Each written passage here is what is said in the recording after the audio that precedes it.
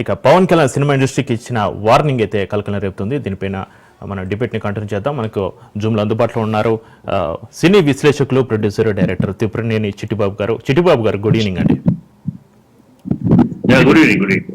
చిట్టిబాబు గారు, పవన్ కళ్యాణ్ తాజాగా చేస్తున్న వ్యాఖ్యలు టాలీవుడ్ లో చర్చకైతే దారితీశాయి. ఏదో ఒక సమస్య వస్తే తప్ప టాలీవుడ్ ప్రముఖులు సీఎం పదవిలో ఉన్న వారిని కలవరనే తప్పుడు సంకేతాలు వెళ్లడం వల్ల అధికారంలో ఉన్నవారు టాలీవుడ్ ప్రముఖుల్ని ఏదో ఒక సమస్యలు ఇరికిస్తే తప్ప దారిలోకి రారని అభిప్రాయానికి వస్తున్నారని కొందరు నిర్మాతలు అయితే ఆవేదన వ్యక్తం చేస్తున్న పరిస్థితి.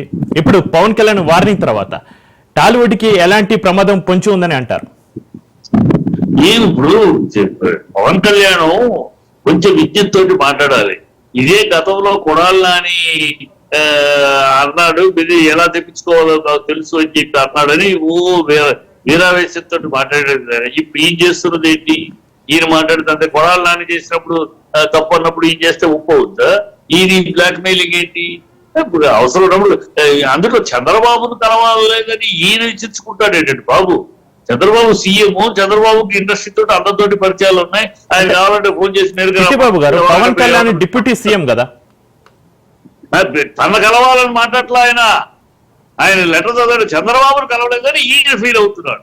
చంద్రబాబు సీఎం కలవలేదు ఇంతవరకు అని, ఈ నన్ను కలవలేదు అంతా అంటే సిగ్గుగా ఉంటుందని ఇండైరెక్ట్ గా చంద్రబాబును కలిస్తే ఆటోమేటిక్ ఈయన కూడా కలుస్తారు కదా. ఇదేం అడుక్కుంటామని చంద్రబాబు కలవలేదు ఈయన బాధపడతాడు, ఈయన చూసుకుంటాడు ఏంటి బాబు? చంద్రబాబు ఇండస్ట్రీ కొత్త, లేకపోతే సీఎం గా కొత్త కాదు. ఇండస్ట్రీ మొత్తం ఆయనకి అందరు పేరున తెలుసు. ఆయనకి ఆయన్ని కలవలేదు ఇండస్ట్రీ అని ఈయన మాట్లాడతాడేంటి? చిట్టిబాబు గారు, వీళ్ళు కూటమి ప్రభుత్వంలో ఉన్నారు కాబట్టి ఒకరిని సమర్థించుకోవడం, ఒకరిని వెనకేసుకొని రావడం కామన్ కదా. వెనకేసుకున్నాడు. చంద్రబాబు ఏమన్నా ఫీల్ అయ్యాడా నన్ను కలవలేదని? ఈయన వెనకేసుకురావడానికి అంటే ఫీల్ అయ్యారు. ఫీల్ అవుతాడు ఫీల్ అయ్యి ఉండొచ్చు. చంద్రబాబు ఫీల్ అవుతుంది, ఈయన ఫీల్ అవుతాడు ఏంటంటే ఈయనకి కన్నకలేని త్వరగా కత్తిపేట కానీ చంద్రబాబు ఏమి ఫీల్ అవ్వాలా? ఎక్కడ ఆయన ఏమి అనలేదు నన్ను కలవలేదని. ఆ మాట అనడు. ఆయనకు తెలుసు, అందరూ ఆయన కలిసేవారే, ఆయనకి పరిచయం ఉన్నవాళ్ళే అని తెలుసు. ఆయన కనుక ఆయన ఆ మాట ఆయన కలవలేదు ఈయన చించుకుంటాడేంటి? ఈయన అవసరం ఆవేశపడతాడు ఎందుకని?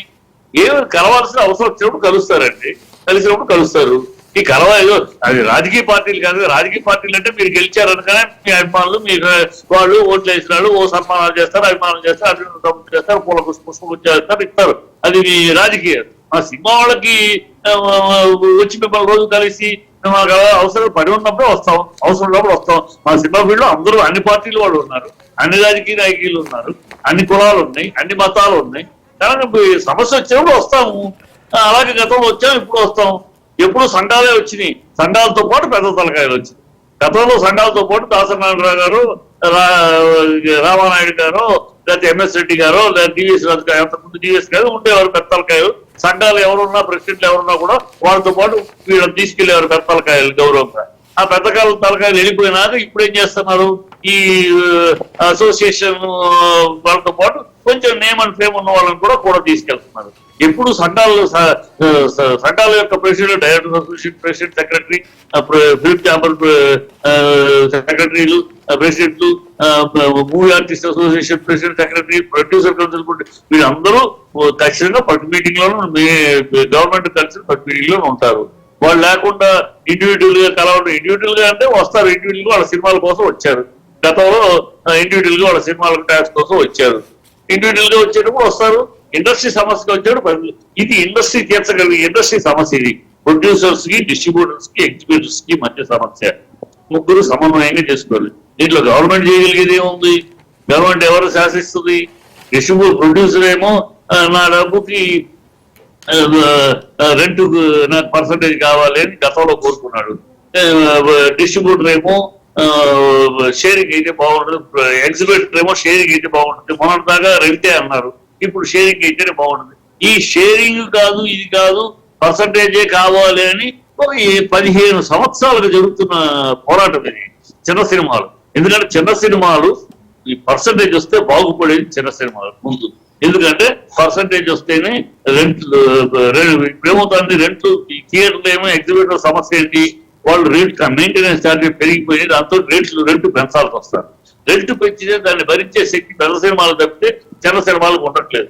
చిన్న సినిమా బాగున్నా కూడా రెండో వారం రెంట్ కట్టుకోలేక ఆగిపోతుంది. సరే ఈ పరిస్థితి బయటపడాలంటే 2 తగ్గించాలి. 2 తగ్గిస్తే వాళ్ళకి వర్కౌట్ అవ్వట్లేదు. సో పెద్ద సినిమాలు తోటి ఆడదామంటే సంవత్సరం ఎన్ని సినిమాలు? 10 సినిమాలు, 20 సినిమాలు, 220 సినిమాల్లో 25 సినిమాలు, 25 సినిమాలు పెద్ద సినిమాలు అయితే 200 సినిమాలు చిన్న సినిమాలే.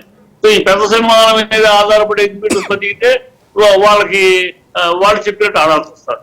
ఈ సమస్య నుంచి బయటపడడానికి ప్రీవియస్ ఒక 2 దశాబ్దాల క్రితం ఉన్నట్లు పర్సంటేజ్ లోకి వెళదాం. పర్సంటేజ్ లో గతంలో ఆడినప్పుడు అది గోల్డెన్ ఎరా, స్వర్ణ యుగం అన్నాం. పర్సంటేజ్ లో థియేటర్లు ఆడేయదు.